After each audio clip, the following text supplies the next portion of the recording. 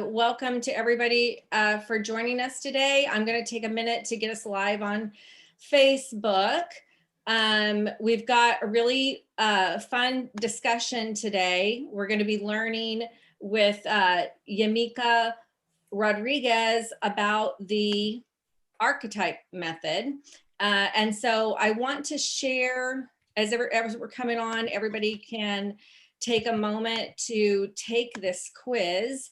I'm going to put a quiz in the out to everybody. Let me, this isn't working well for the chat. Okay, nope, that's the wrong thing. Hold on a second. Let me give you guys the quiz. Sorry about that while I'm getting everything rolling. If you could take the quiz, so we can find out what your archetype method is, and we'll discuss it today with Yamilca. Let me finish getting this on Facebook. I took the quiz, Yamilca. You did? What are you? It said innocent. Innocent? Cool. Yes, the innocent. Yeah, it's going to be a good. We can talk about that. Yeah. Okay, hold on. Let's see.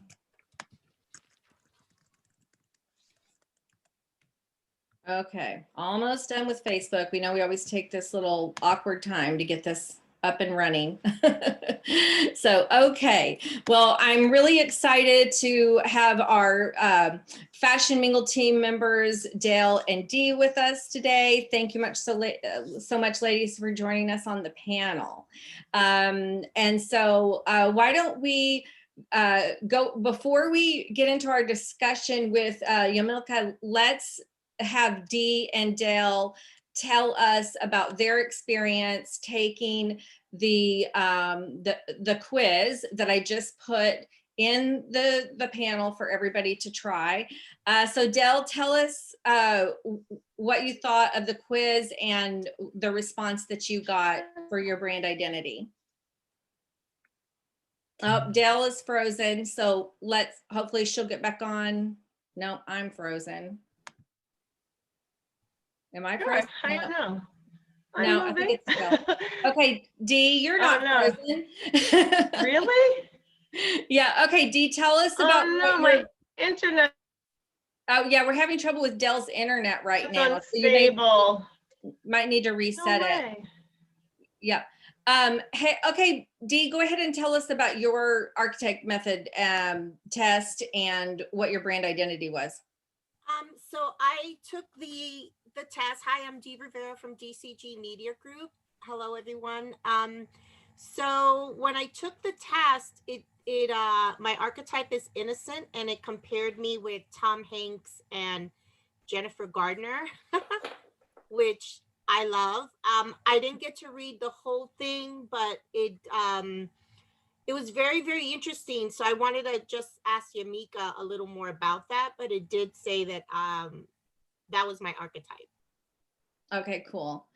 And so Dale's going to come back on in just a minute. My archetype was hero, and it compared me to Serena Williams and LeBron James.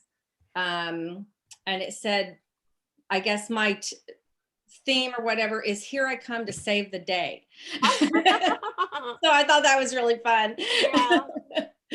So, okay, so we're going to, so after we talk to Yamilca a little bit more, we're going to have a few of our members on. I'll make you panelists and bring you on. So if you would like to come on and talk about what your archetype method was and ask some questions to the panel, just please message me in the chat to let me know that you do want to be live, and then I'll move you over in a little bit. So let's go ahead and get started. Yamilca she's a brand strategist, and she helps businesses and entrepreneurs figure out their brand essence using the Archetype Method. So Yamilca, officially welcome to the program. I've known you for quite some time now, and I'm just so thrilled to have you join us today. Thank you so much. I am so excited. Thank you for the invitation. And I love what you do, and I love Fashion Mingle. So super excited about today. Thank you. And we were actually just introduced over email by someone that you had come to New York City. You're actually based in Louisville, Kentucky, which Yes. has a very amazing, active, creative fashion industry. And you've been involved in the fashion industry there for quite some time, putting on wonderful fashion shows and supporting the industry. Yes, we did our Derby fashion show every year, and it was just so much fun, really helping local designers get on stage. And yeah, so a big community gathering.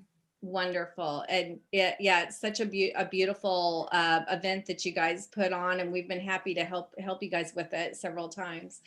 So so tell us so your background, you've worked with a lot of corporate clients. You've worked at major companies. I think Procter and Gamble is one of the major companies that you've worked for. So tell us about how you a little bit of background about your career, how you got into, becoming an advocate for this type of brand identity to help brands grow.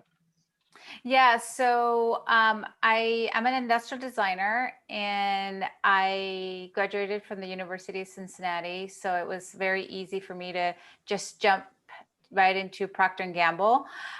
It was an amazing experience. I worked there for 13 years, and I got to, at the beginning of my career, I was doing innovation work. So a lot of innovation, what's the future? I was working in beauty. So what's the future of skincare? In a lot of different projects. And then I moved into brand identity, which was much more business and current business initiatives. So as a whole spectrum, I got to travel the world, work on billion-dollar brands, and it was just a lot of fun, really learning from every individual in every country. Wonderful. So was there any kind of special training that you did how did you discover the Archetype Method? Yeah, that's a great question. So at the time I was working with an agency, and one of their people, who's now one of my best friends, she loved the archetypes. And so we started using the archetypes in every single one of our projects. And it was just fascinating, right? We would actually do the brainstorm, because we want what it helps with is with everybody getting aligned. So what we would do is say, okay, what archetype do you think the brand is, right? And so they would be like, this one, this one, this one. And it's like, oh, okay. So the brand has a lot of archetypes. So what we would try to do is make sure that everybody on the team understood what we were going after. So it really helped people align, and they loved it. They loved the process. And, P&G has a very specific culture. So you could tell like there's a lot of similar archetypes in that sense. And so sometimes you reflect your own archetype on the brand. But it doesn't necessarily mean that. And then what we did beyond that is we started creating systems that really started to map out what your quadrant was and where you lived. And that meant that you looked at things in a certain way. And then what we did is we looked at the opposite. So what's the opposite of one archetype versus the other, which defines your ideal client, or your super fan is what I call it.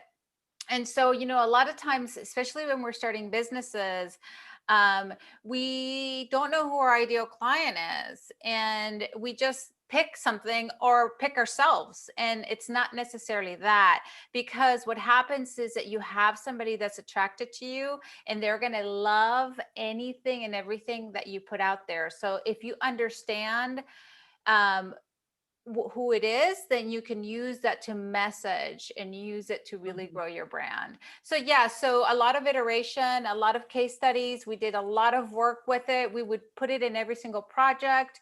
And then I left and loved it so much that I started to develop the whole system, which we didn't really have when I was working at Procter. And then my partner kept working with her clients and really refining and understanding with all the different people she worked with. So I've tested it out with thousands of clients, and it really, every time, people are just amazed on how it really has changed their business.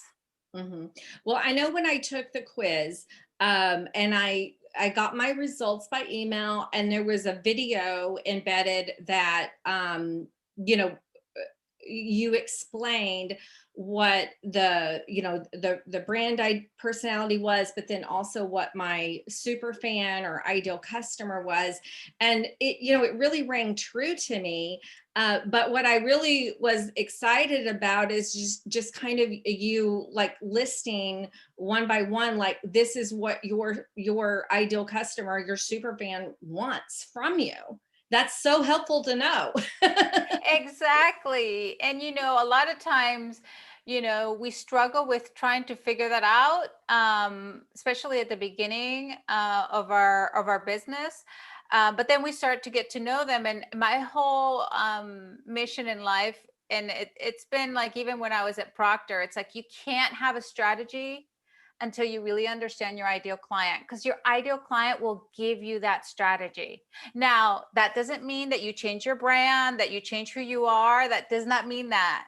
It means that you still are who you are, because they're attracted to who you are, Mhm. the personality that you have. And so that is the key to having, to actually having exponential growth, is when you know and understand the tensions that Mhm. that drives. Interesting. Now, when we first got started with launching Fashion Mingle, we had our personas done. And so tell me how that's different from this. Great question. I love it. So yes, I started my career Procter. My expertise at Procter was personas, and we called Okay. it personas. We didn't really call it archetypes, because people sometimes didn't really understand what that meant. And so we actually called it personas. And as an industrial designer, and I don't know if everybody knows what industrial designer is, we design 3D products. So you can't design a 3D product unless you know who it's for. and so um, and so that really gets us into creating this particular person. So that's a persona, right? This particular person that loves your brand. So it's similar. I call it, it can be called personas, ideal client avatar. It's all the same thing. Okay. Oh, okay. That's really good to know. So, and so among your personas, you need to project what your archetype is, what your super fan wants to see, and that will help you attract the right customers to your business. Right. And so let me help understand that a little bit more, because I think people get confused around that. So you're really trying to attract your opposite, your ideal client. That doesn't mean other people will come. Okay. But the reason why you put all your messaging against that one person is because they are the people that are most attracted to your offering. They're going to be loyal. They're going to buy every single product that you have. They're going to give you referrals. They're going to give you, they're going to stay with you. So that's our goal, right? Our goal is to really attract those ideal clients. Now, again, like I said before, that doesn't mean you're not going to attract others. A lot of times we attract likes because we don't understand how to message to that opposite. And what happens with that it's not a bad thing or another. It's just that they leave, and they might not be as loyal as your ideal client. Okay, cool. So my brand personality was hero, but my super fan was caregiver. So tell me why those two things go together. So, so the way that we do the whole, even the test, is through the axes, and so we look at human behavior. It's human, it's human behavioral science, right, and psychology, basically. So there's four different axes. Okay. And so there's an axis that's all about caring, relationships, and connection. And the opposite of that axis is simplicity, achievement, and independence. So what happens is your particular archetype was in this simplicity, achievement, independence quadrant. And so the opposite of that is relationships and caring. Okay. So you are naturally more independent, more about achieving certain goals in your life, right? Your opposite is about caring for people, supporting people, understanding people. So it's not just about them being attracted to you or you being attracted to them, it's how we ascend. So the whole purpose of this is really to go to our purpose. And so for you to ascend to your purpose, you really need to understand the caregiver, because the caregiver is the opposite of hero. And the reason why is because the caregiver is looking for somebody to take care of them. And the hero is looking for somebody who to take care of. And so that's kind of how that works. Okay. So the fact that we have a membership platform is like the perfect combination. We're providing services for people who need that sense of community and need support for that are working in the fashion industry. Yes, exactly. So you are the one who understands the knowledge, right? And then your whole job is to figure out how you support the people on the platform and to serve them, support them, really understand their needs, and make sure that you're on top of that so you can deliver an unforgettable experience. Okay. It was so helpful to watch that video. I really encourage everybody, take the quiz, watch the video in the response, because it just really clarifies so much. And you may be working really hard in your brand and think you are very focused, but it's really helpful to get that kind of feedback so that you can really make sure you're staying on track. You might have known some of this stuff intuitively, but it was very helpful to hear it in the video. Exactly. And I think that's the key. We intuitively do this because it's just part of psychology. Yeah. And so understanding it and knowing why, being aware of it, now you can really take action. Right. Fabulous. Okay. I'm putting the quiz in the chat again, since I had put it way up at the top, so that way it's easy for people to find. So Dale, let's go to you. So tell us what your brand personality was and who's your super fan. Well, I had answered in my personal and the brand for True Model Management because they are pretty much one and the same. Our culture reflects my personality as well. And I was amazed that in 2 questions, there was so much feedback that was helpful to my business and really represent us. And the brand identity was lover. Marilyn Monroe and Antonio Banderas are some of the examples. And the super fan was the soulful essence. Interesting. Okay, so Yamilca, give us an explanation of why this is a great match for Dale's business. Dale has a modeling agency.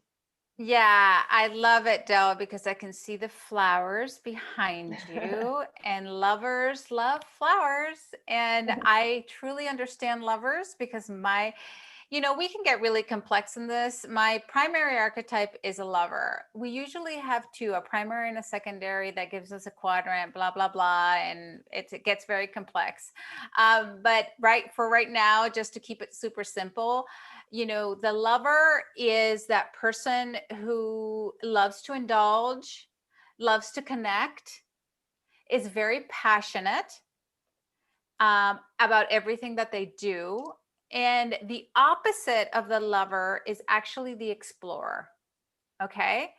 So you attract a lot of explorers.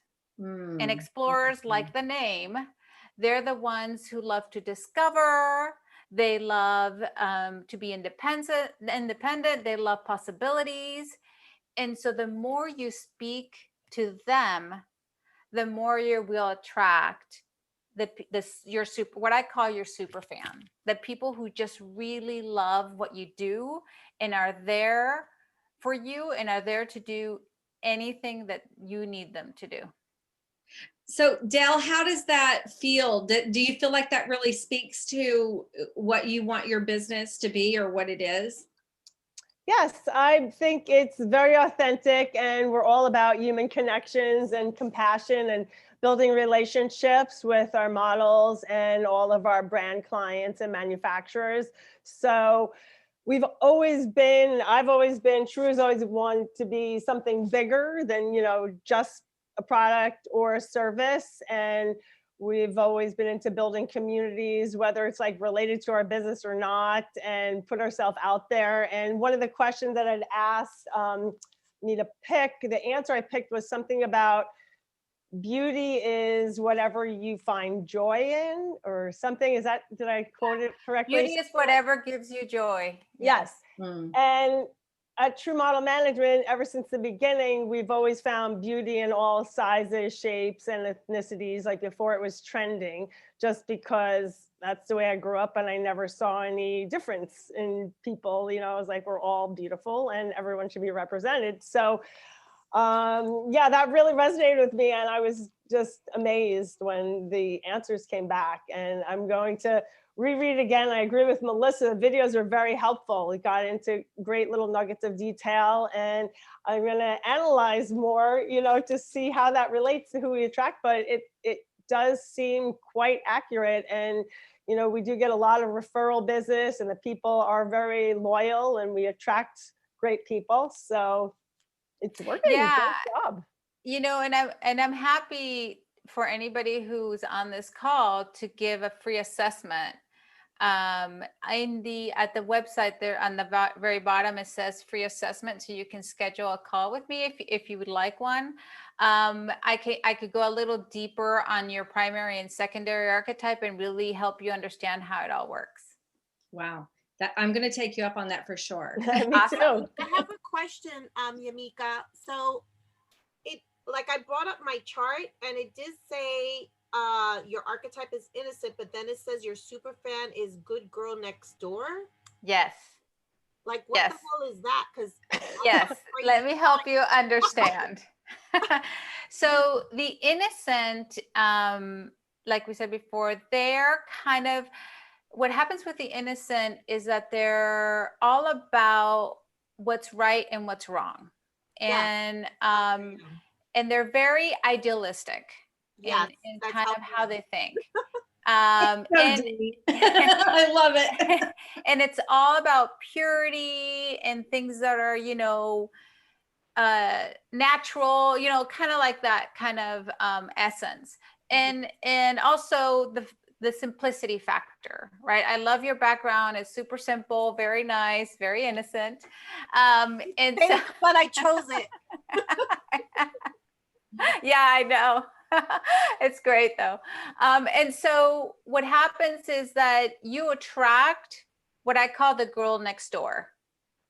And those are people who are more realistic, and they're people who love community. And they're the ones who are usually wear jeans, like they are like jean addicts. That's what I call them. So, and they're very easy to get along. They're very personable. So you attract that kind of person, but they're also attracted to you. because you're very idealistic and you like to think of things, you know, in the essence, in their purity. And so they're attracted to that. They love that. And so that's how that plays off. Mm-hmm. Interesting. Okay. Yeah, and you know, and I don't know, Dee, if you thought of this after you got your results, but Dee is in public relations, and Fashion Mingle does a lot of marketing projects for our clients, and I felt like I want all my clients to take this test. Yeah. Yeah. Yeah, Are you thinking that, Dee? Yeah, I'm gonna have all my clients take this test. Great. I don't think they fit in the girl next door. Exactly. And it's really important to know, because what'll happen, and again, you know, I just want to make sure that people understand this. Yeah. It doesn't, when you focus on a persona, and a lot of you know this, when you focus on that single persona, ideal client, avatar, whatever that doesn't mean you're not going to attract other people. But it's important for us to attract the right people, because it'll help not only our brand grow, but we're going to grow as well. Yeah. Well, I can see that being super helpful, because like we have to design social media campaigns and newsletter campaigns, but also just like what's the website going to look like, what it's going to communicate.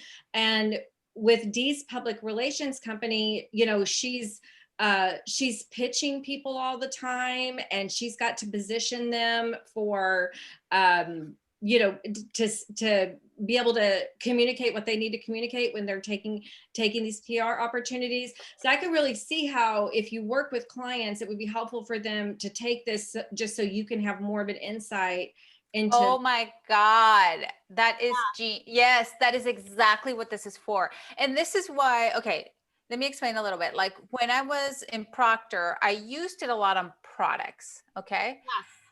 When I left Procter, I saw these people doing their own thing. And so I started pitching it as personality, because as the brand, right? If you are the brand, you need to portray your brand personality. And sometimes we're like this, and then another time we're this, and I'm like looking at it and I'm like, oh, I wish they would know their brand personality, because then they could attract the right client. Because the more you exude your personality, the more you attract that particular person. Now, in your case, Dee, I love it, because the other day I had a star celebrity. We somehow managed to be in the same training together, and he called me and he's like, I need you. And so, because it's so important to understand the intricacies of what that means. And actually what I do with my clients is I actually walk them through their brand. I get them to understand who their ideal client is. We put a whole persona together, and then they can use that to do assets, right? To do their website assets, to do their logo, to do all that stuff. And what I'm getting into now, which I think everybody should have, I am so excited about this. I just started this phase about a month ago, and it's about creating unforgettable experiences. If you understand the stages that your ideal client goes through, and you can delight them in unforgettable ways in each of those stages, you have a customer for life. Yep. It's funny you say that, Yamilca, because I've been doing this for a long time, and through trial and error, I have been successful in creating PR campaigns for clients. Thank God. And I think a lot of times, I'm at a point in my career now that I can pick and choose who I want to work with. And I ask a lot of key questions to clients. And if I know that I'm not going to like them as a person, I won't work with them. I won't tell them that, but I just, say, I don't think we're a good fit. And I don't really care how much they're offering. I've had clients where I could tell that this person is going to we're not going to drive you crazy. I always tell people, don't you ever get a client that you want to fire? Oh no, I've fired Yes. clients. You have to. Just because, you know, for me, it's very important for me to be sane and for me to have a peace of mind and go to sleep, you know, with a clear conscience and wake up with a clear conscience. And so I've had clients where I'm like, you know, they're not a good fit for us and we're not a good fit for them. And so I totally get it. I do a questionnaire before I sign a client, just on different things, like what do they envision? You know, what's their goal? I do send that, and from that I'll know if I could work with them or not. But personality, I think, is key for me too. Like I listen a lot and I ask a lot of questions. That is great, because that is key, I think. And like I said before, like a lot of times we just want to sell to whoever wants our services. And the key is to sell to the person you want to work with, the person who loves you, the person who'll do anything for you, not the person who's going to be difficult, right? Yes. So I'm going to start bringing on some of our members who took the test. I'm going to bring on Nikki first. So I'm going to move Nikki over to a panelist, and she'll be here in a moment. And then if you would like to come on and tell us about your brand personality, why don't you just do the little hand icon, and then I can quickly see and move you over. So Nikki, go ahead and unmute your video. There we go. Thanks for joining us, Nikki. Tell us about your business. Yes, thank you. I am a co-founder of a nonprofit called Redefined Courage, and we gift hope, which is a post-operative shirt to women undergoing breast surgeries nationwide. And so that is a small portion of what we do. And when I took the test, I was a caregiver and my super fan is a hero.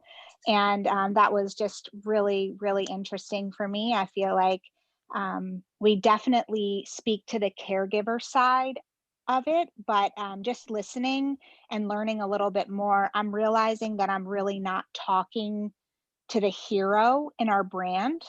I'm talking more to the woman that we're giving these shirts to for free. And so I think that I need to change that.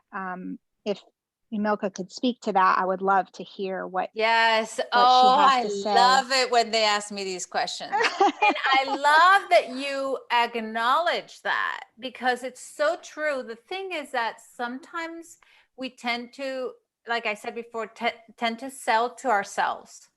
Okay. Because we understand ourselves and we know how to do that. But the whole key is to sell to that person who needs you, right? And to recognize that, you know, because the people who really need you are the heroes. You know, the hero, I mean, I love your nonprofit. I mean, who are the heroes of that particular need, right? And so you could look at it that way and really, and the thing about nonprofits, I have to say, I participated in a few of them.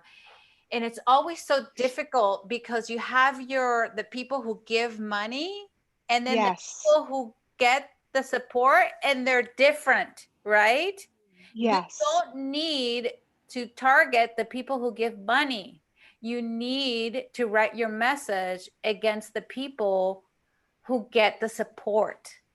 And I think that's where so many nonprofits are just, they have that struggle. Mm-hmm. Yeah, it's a real struggle. I mean, definitely you just saying that, like, I mean, almost brings me to tears, because it's just, you don't know who to talk to and what day to talk to the person. Like, I know my ideal client, but I don't know that I talk to her because I'm trying to allow the small business owners to be a part of a bigger impact. And, you know, where do you go from it? So this just brought like a ton of clarity. So I do think I'm going to take you up on the discovery call. I thank you so much for your time, and just really allowing me to be in this space and learn. It's really a blessing. Thank you. Thank you also, Melissa. Sure. Absolutely. Okay, so next we're going to bring on Elisa. Hold on. I probably didn't say her name right. Maybe Alyssa Alyssa. Rose. Oh yeah. Alyssa. Yeah. Hold on. Okay, there we Hi, go. Hey, Alyssa. Thanks for joining us. Tell us about your business. thank you for having me, Melissa. This is phenomenal workshop. So I'm actually transitioning from owning a boutique fitness studio to launching a women's apparel brand. So I'm in the startup phase. So getting that branding message is so important.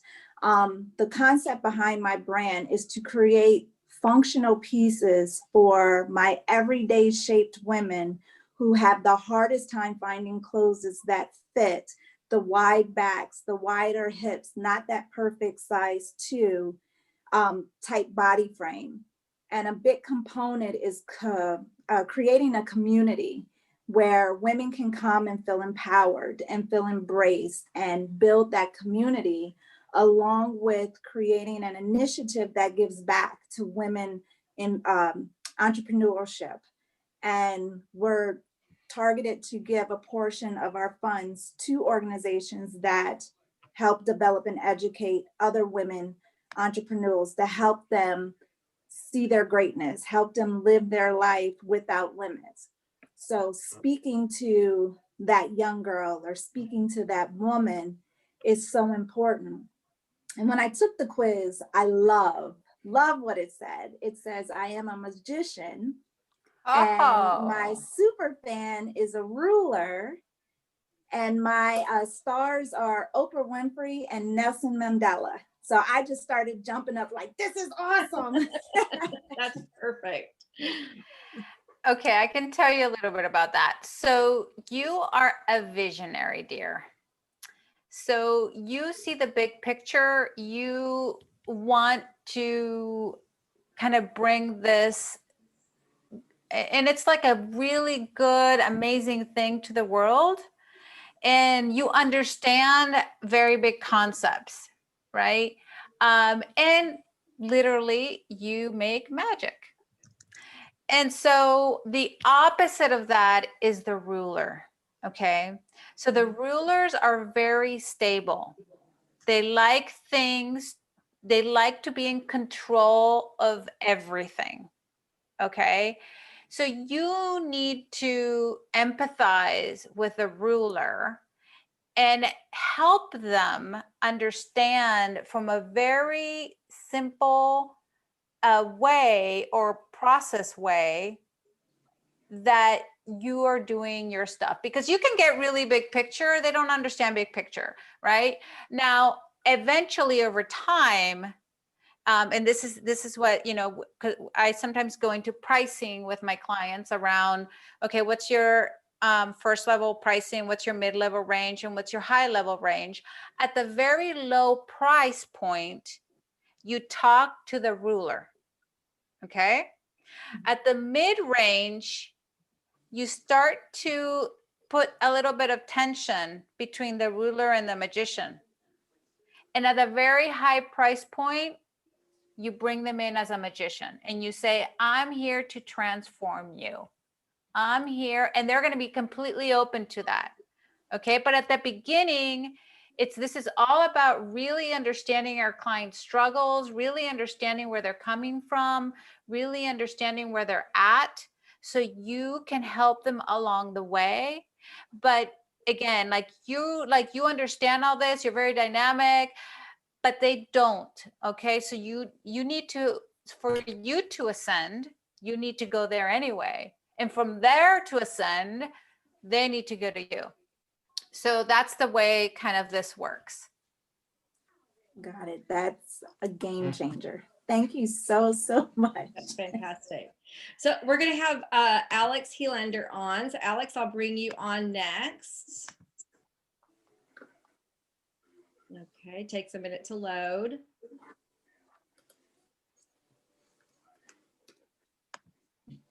Promote to panelist. Okay.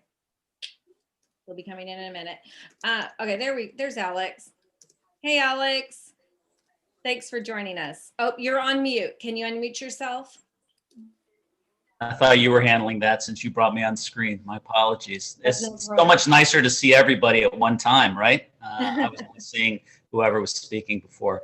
My name's Alex, and I have a manufacturing sourcing company, primarily in apparel and in consumer product groups. I have a small staff in Hong Kong, and my background is in manufacturing, supply chain, and also front-end sales. So really for the last 20 years, it's been sales. But for the last 30 or so years, it's been a little bit of all of it. And in the last couple of years, I've had an ad hoc business consulting, business strategy business, and I haven't really paid attention to that until kind of halfway through last year. So I am an explorer. First of all, I got Kate Winslet and Ewan McGregor, and I'm not like a big movie guy, so I don't know what that really means because I don't really know them that well. That's fine. So it was just like, that part didn't resonate. But the explorer and lover. So I got a little shake my head on that one because I'm not really sure what explorer and lover is. I have not gone through the case study. So like typical guy, I just wanted to scroll to the bottom. I wanted to read my case study and I wanted to just bottom line it, park it and say, that's me, I'm good. And off I go. So if you could expand on that. Yes. Okay, so you are an explorer. Explorers love to discover new things, right? And this is the little thing about explorers.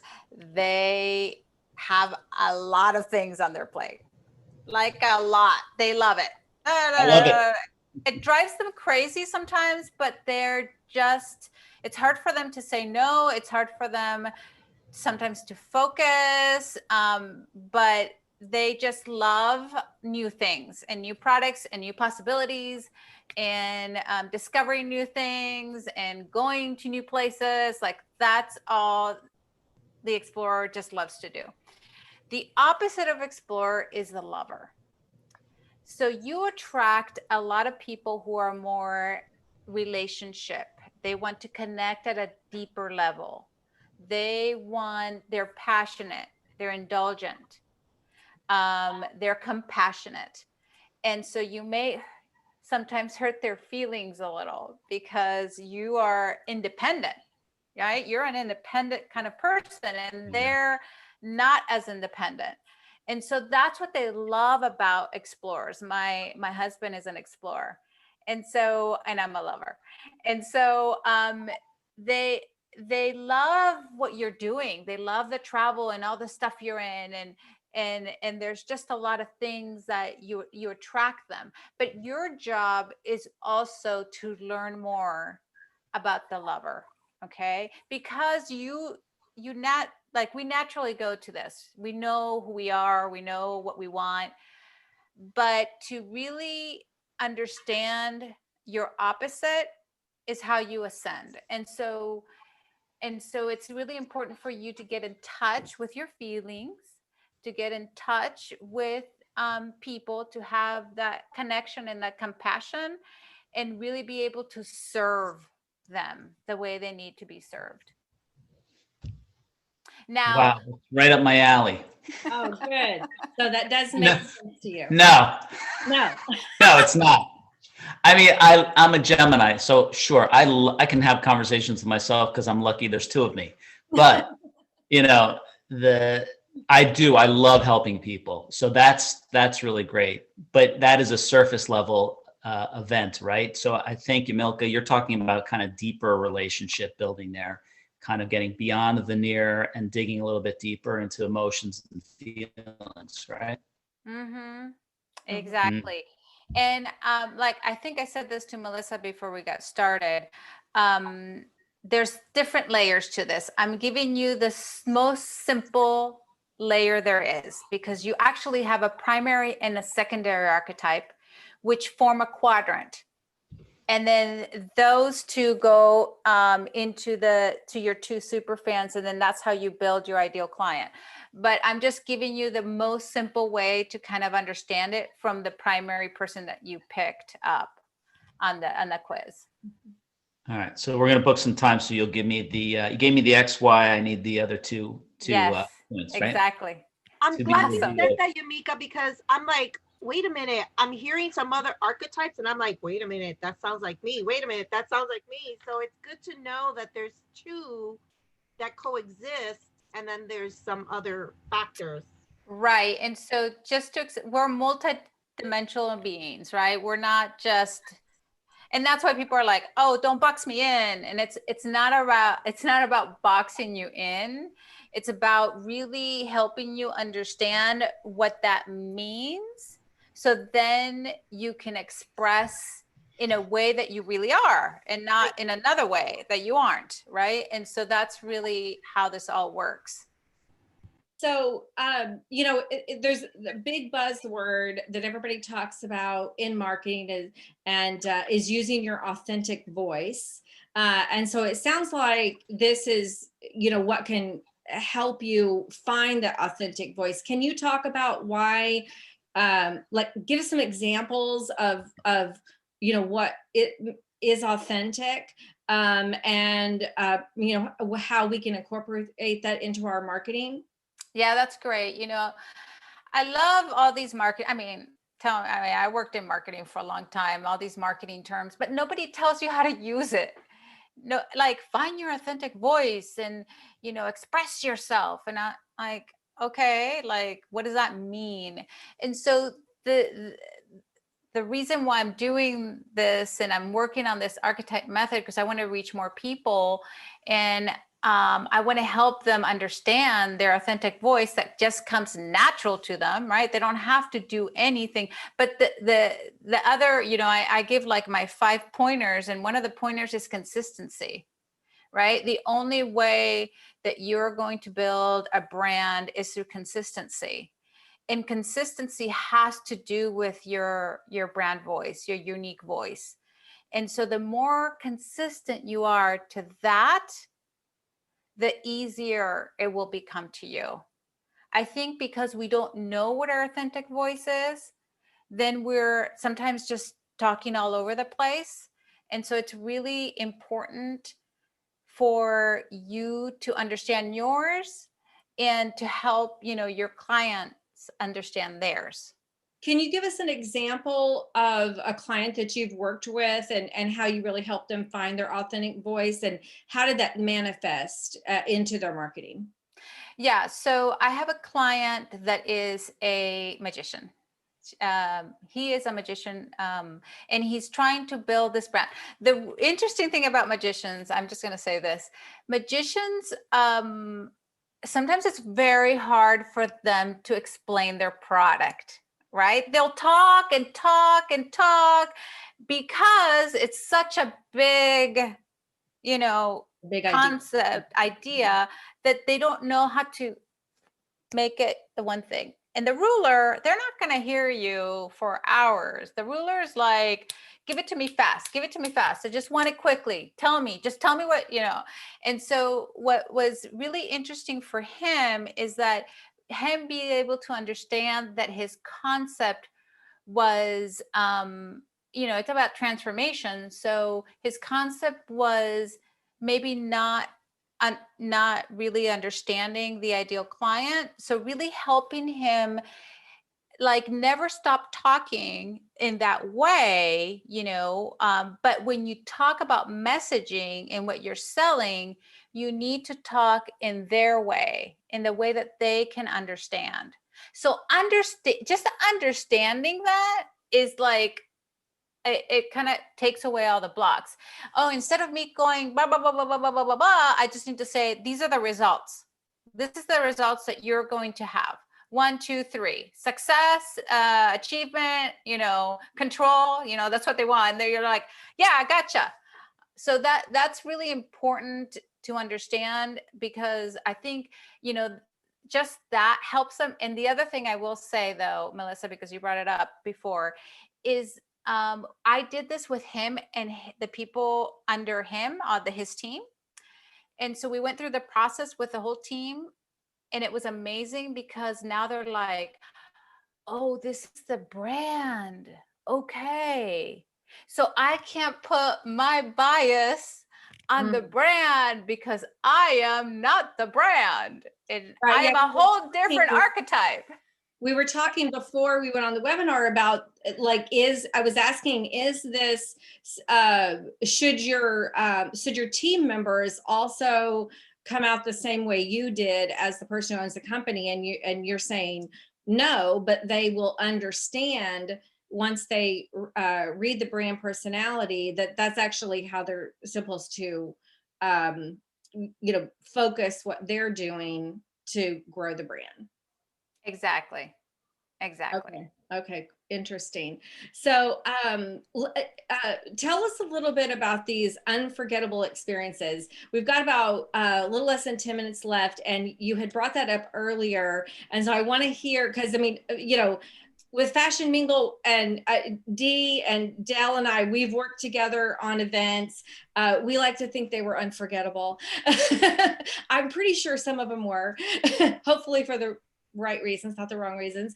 But tell us, everybody is always thinking that, this is what, you've got to stand out from the crowd. It's a very noisy world now, tons of social media is distracting us all the time. How can we create unforgettable experiences for our super fans? And I love this because event people really understand this. Like, this is a concept that they understand. So this is what it takes to really create unforgettable experiences. First of all, you have to know your ideal client, like to the T. If you don't know your ideal client, this is not going to help you. I would say just don't even bother.